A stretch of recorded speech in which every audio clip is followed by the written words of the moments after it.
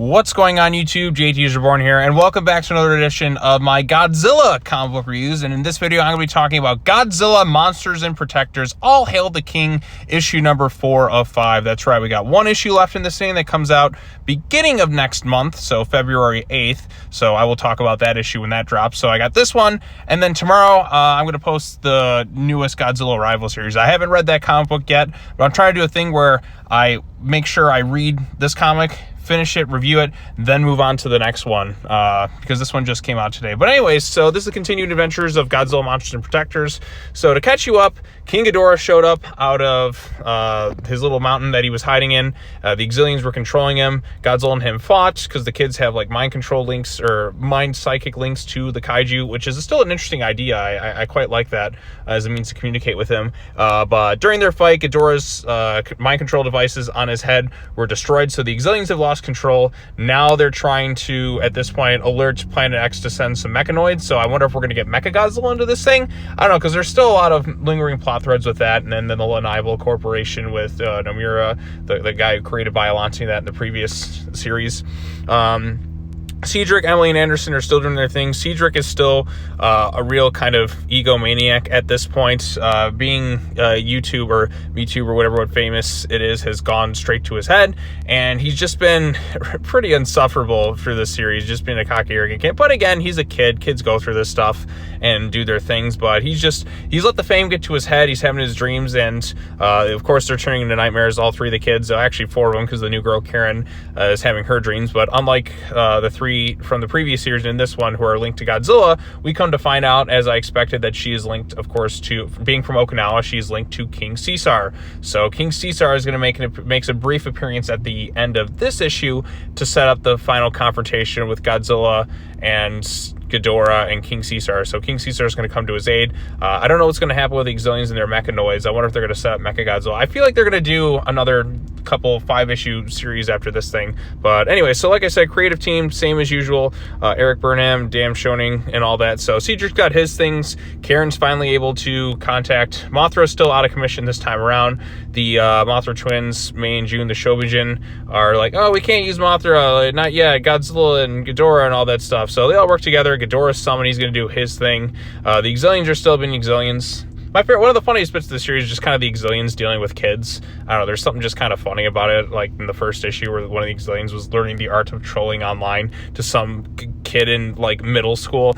Just the idea of like this extraterrestrial race just trolling Earthlings sounds kind of funny to me. But yeah, so we got that going on, and then it kind of sets up the final confrontation. Ready, set, fight.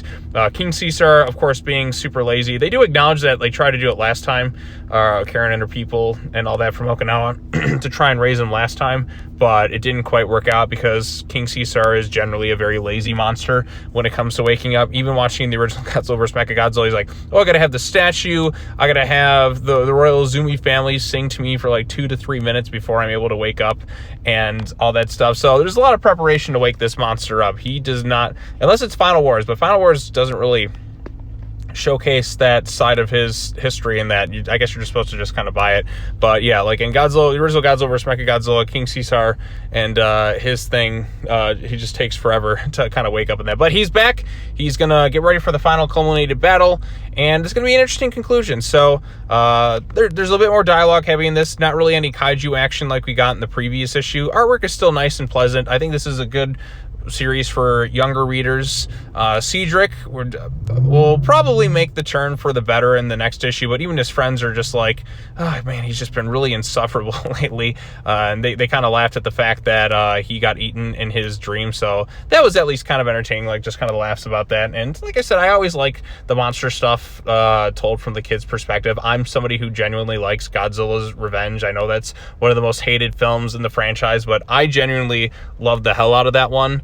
There's always something charming about like kids, maybe because I watched these movies as a kid and I could relate to the kids, and just seeing them, like the kids kind of take a focal point in the story, just linked with the monsters and all that. I don't know, it just always kind of appealed to me. Even like some of the Showa Gamera films were done in that fashion. And as a kid, that always just appealed to me, like kids befriending giant monsters. It just works for me in some capacity. I don't think this is a series for everybody. Like I said, it's more geared towards younger readers. If you're a Godzilla fan, I think you can get some enjoyment out of it. You're not going to get much Godzilla action in this issue. It's a little bit dialogue heavy, but it's definitely simple to follow, and it sets the stage for the next issue where hopefully get some cool kaiju action and see how King Caesar is integrated into the mix. And I don't think that the series is going to end with this, because the last series, Monsters and Protectors, ended with a tease for Ghidorah. There's still a lot of the Godzilla universe worth exploring, and I have a feeling that IDW is going to make more. This is like the closest thing we really have to an ongoing series.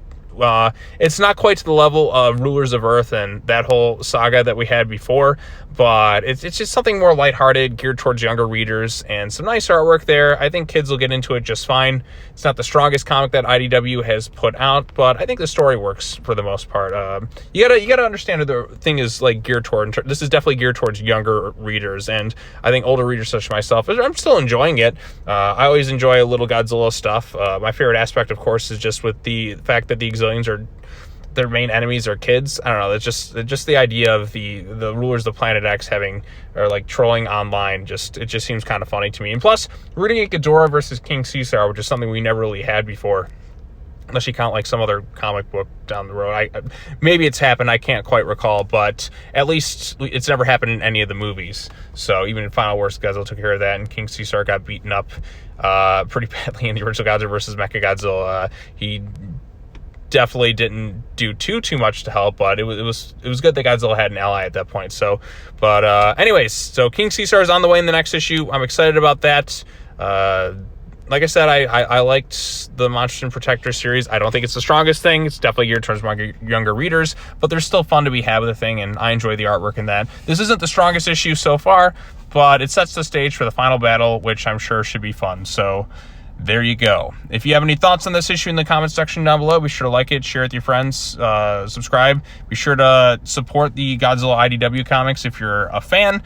I don't really see much coverage of this stuff. The only one I saw coverage really for was the Power Rangers one, and when I tried to cover that one, something like went up with the videos. I don't know if it's just every time you talk about Power Rangers, like whatever it is always like, oh, copyright, or whatnot, but I had issues with the Power Rangers video when I tried to do it before. Maybe I'll have to redo it at some point. I kind of want to, but I don't exactly know what'll happen in that capacity. Maybe it's the Boom Studios thing, or I have to do some sort of big video on it. But anyways, that's all I got to say. Come back tomorrow. I got the latest Godzilla Rivals, Rodan, I think, versus Ebera. I haven't read that issue yet, but I'm looking forward to.